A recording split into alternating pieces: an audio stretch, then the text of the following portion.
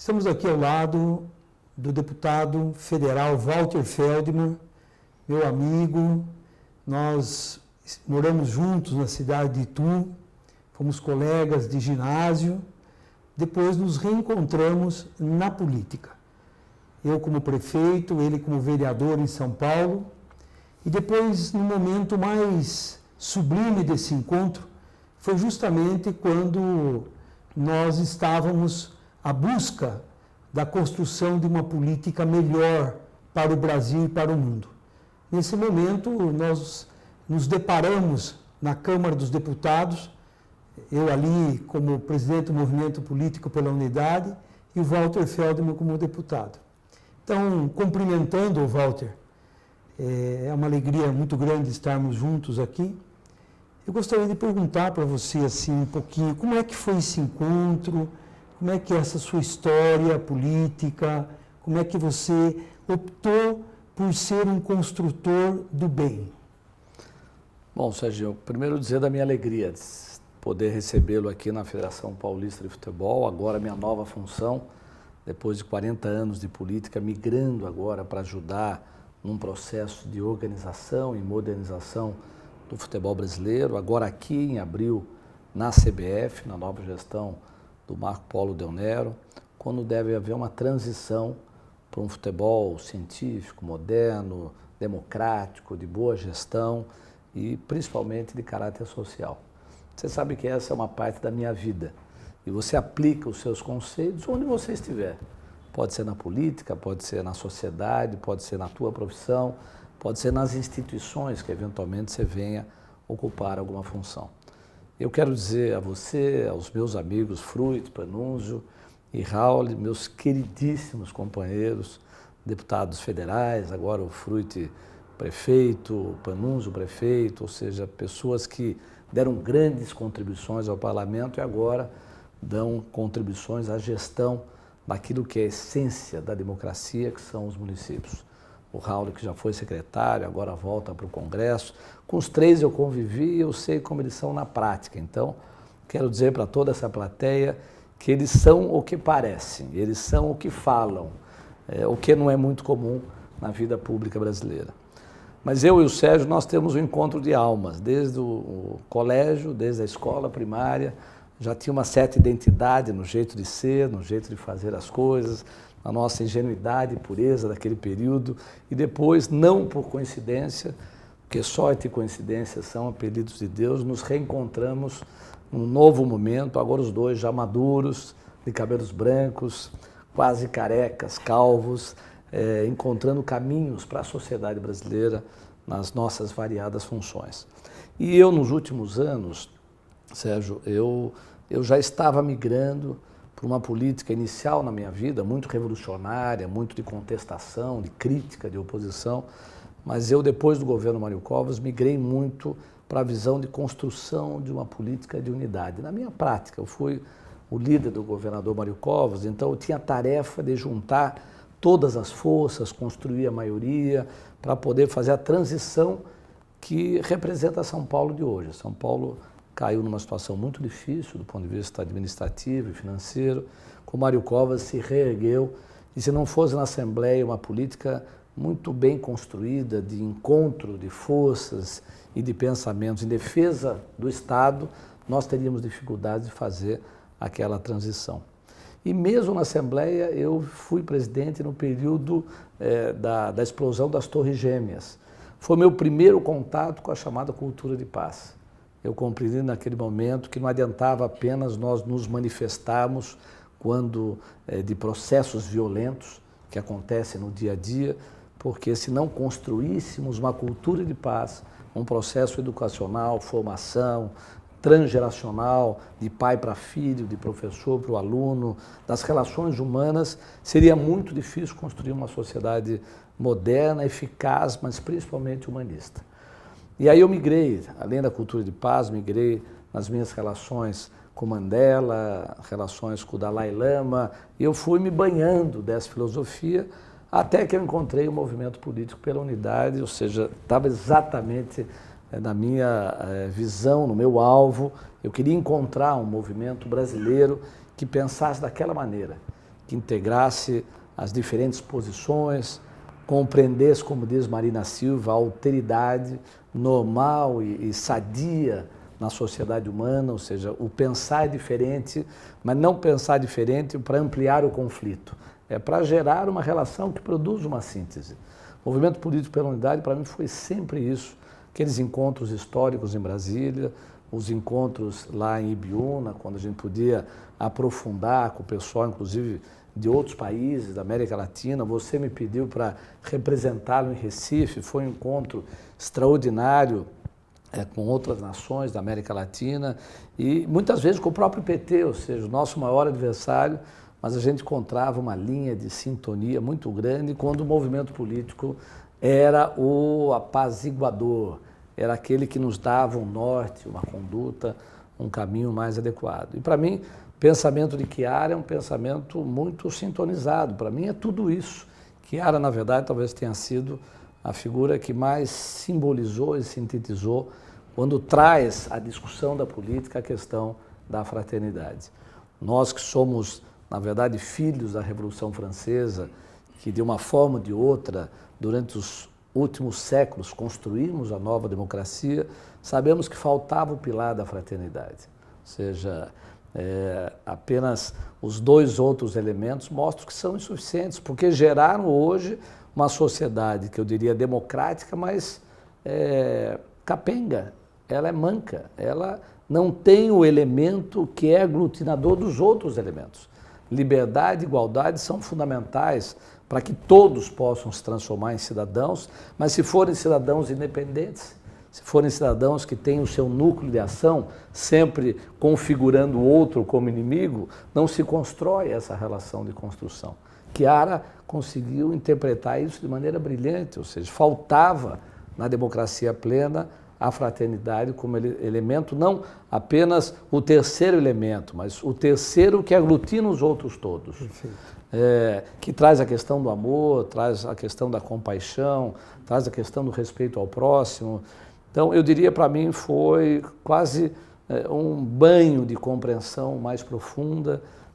Eu lia muito na época os livros do Dalai Lama, que traz também a questão da compaixão, ou seja, são questões muito próximas, porque tanto a fraternidade como a compaixão, diferentemente da solidariedade, como a gente conversa tanto, que é você compreender o próximo, mas compreender o próximo como irmão é um salto muito mais avançado de compreensão dessa relação. Você nunca vai atacar um irmão que você compreende como um ser humano igual a você. Ou seja, isso falta muito na política e esse banho de compreensão mais profunda, eu sei que é um trabalho intenso, mas talvez a crise que o Brasil viva, Sérgio, seja o elemento talvez alavancador da percepção de que um novo modelo precisa ser encontrado. Esse está superado, nós precisamos avançar para o próximo. Então, Walter, quando você teve esse contato com esse carisma de Chiara Lubich, que você sabe começou na Segunda Guerra Mundial, em 1943, também num momento difícil da humanidade, ela escolhe, então, Deus como ideal, mas encarnado no próximo, né? Esse carisma, a cultura da fraternidade, ela te ajudou no exercício da sua política? Tem algum fato que você possa exemplificar para a gente, que foi uma aplicabilidade? Porque sempre a pergunta que me fazem, devem ter feito para você, é o seguinte: essa questão da fraternidade é factível? Sobretudo no parlamento brasileiro, né, que tem todos os perfis de homens e mulheres, tem partidos de ideologias diferentes.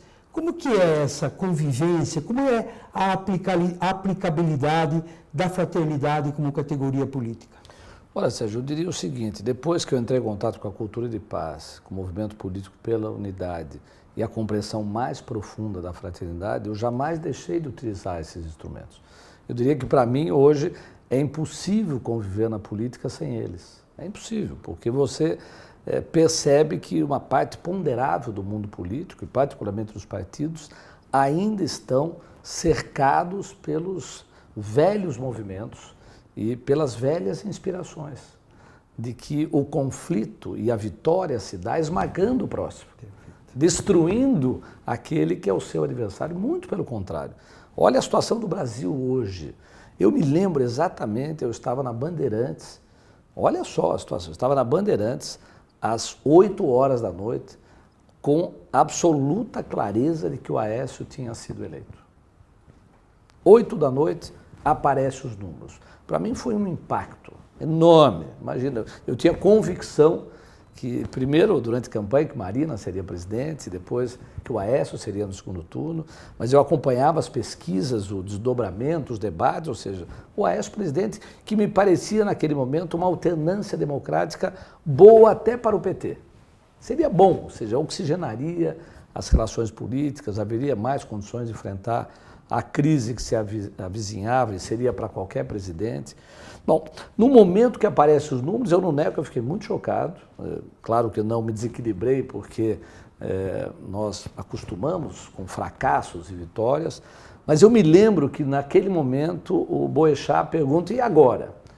E eu falei na presença de parlamentares do PT, que agora é o momento da concertação.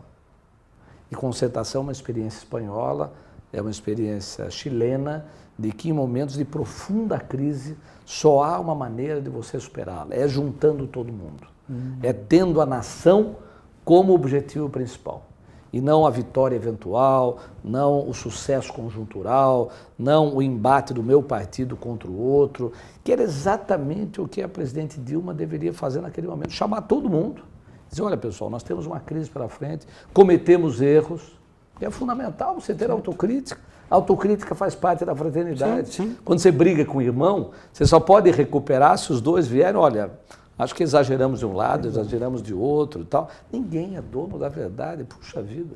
A fraternidade, ela exige a humildade, exige a capacidade de você reenfrentar aquele problema, assumindo os teus erros.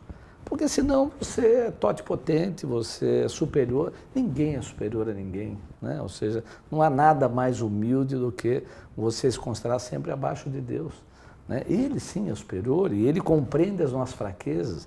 É muito comum, Sérgio, na política, um político ser mais respeitado quando ele vai e admite o erro. Claro. É comum, às vezes, erros dramáticos, mas quando ele vai publicamente diz, olha, eu errei, eu cometi um equívoco, eu quero pedir desculpas. Isso aconteceu em várias passagens da história. Ou seja, é um elemento importante que eu diria que seria naquele momento, se a Dilma tivesse esperado daquela maneira. Eu acho que agora nós vamos ter que encontrar uma saída, ou seja, a nação está indo para a insolvência. Tá certo? Isso é dramático, não para nós, mas para as futuras gerações.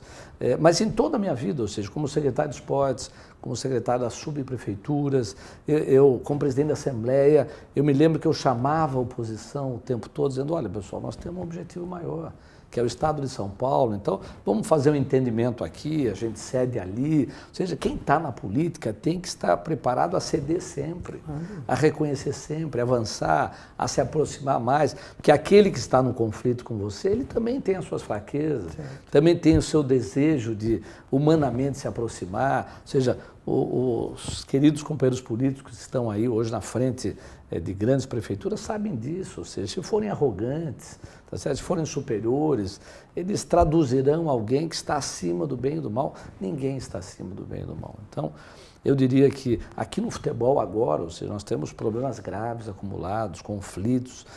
Eu tenho trabalhado no Congresso Nacional para ver se a gente aprova um projeto de refinanciamento dos clubes, ou seja, chamando, inclusive, às vezes alguns parlamentares são mais arrogantes, tal, baixando a bola, ou seja, vamos usar a expressão futebolista, vamos abaixar a bola, vamos... Para ter fraternidade precisa ser um ser humano humilde e simples. Eu diria que eu não viveria hoje, como você perguntou, sem o instrumento da fraternidade na construção de uma sociedade melhor. Walter, você é judeu, né? Isso para nós é uma questão muito importante. Termos dentro do movimento, você é um grande político e um grande amigo e, sobretudo, um grande colaborador desse movimento. No dia 27 de janeiro, a igreja deu início ao processo de beatificação de Chiara Lubich, mas uma beatificação diferente, que ela sirva de exemplo para todas as religiões, né? Que seja uma vida que possa ser seguida por todas as pessoas, né? E estamos comemorando agora, hoje, né, nesse 14 de março, 7 anos da morte de Chiara, né? O que você poderia dizer hoje para essas pessoas que estão nesse congresso aqui em Curitiba, né? Que você já teve contato, você já vivenciou, né? Tem todo um relacionamento profundo com esse carisma de Chiara Lubich.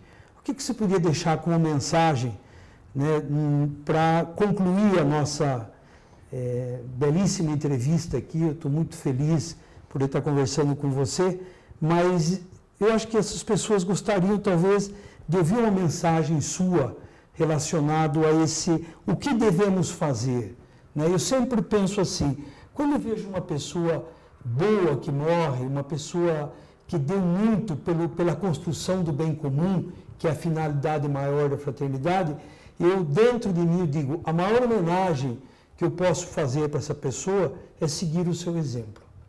O que você podia dizer para a gente? Olha, eu quero lembrar aqui de 2 coincidências fantásticas.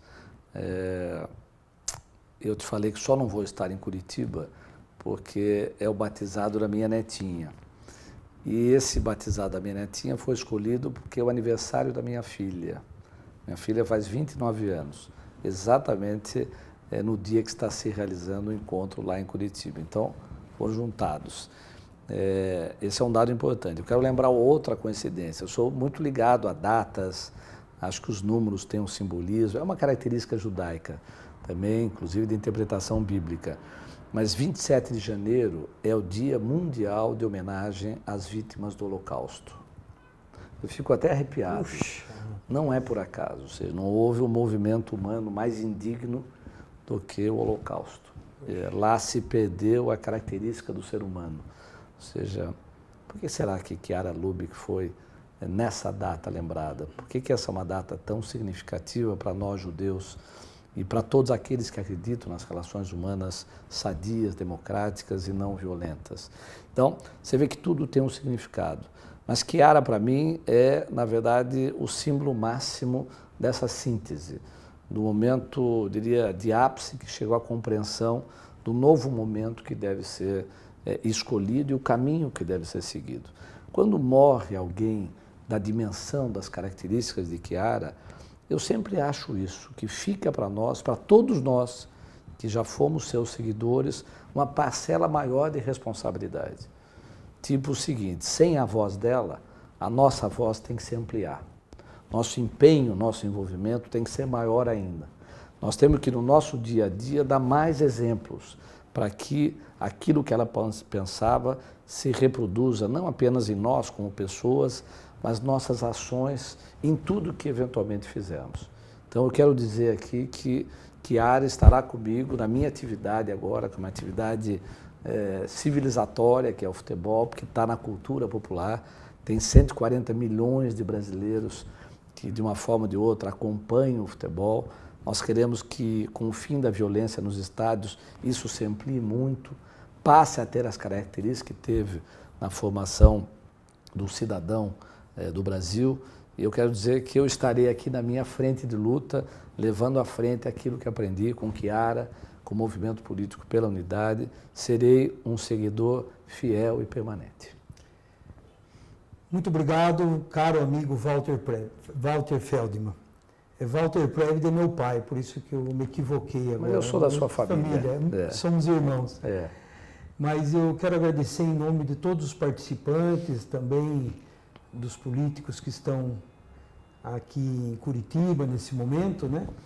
Essa gentil entrevista aqui na Federação Paulista de Futebol do Walter Feldman. E eu acho que assim, uma entrevista como essa só engrandece o nosso movimento, só aumenta, amplifica esse carisma de Chiara Lubich. Então nós queremos também deixar o agradecimento aqui ao Walter por tudo que ele já fez pela cidade de São Paulo, pelo estado de São Paulo e pelo Brasil. Muito obrigado, Walter. Obrigado, Sérgio. Obrigado a todos os amigos, companheiros do movimento. Viva Curitiba e viva o Brasil.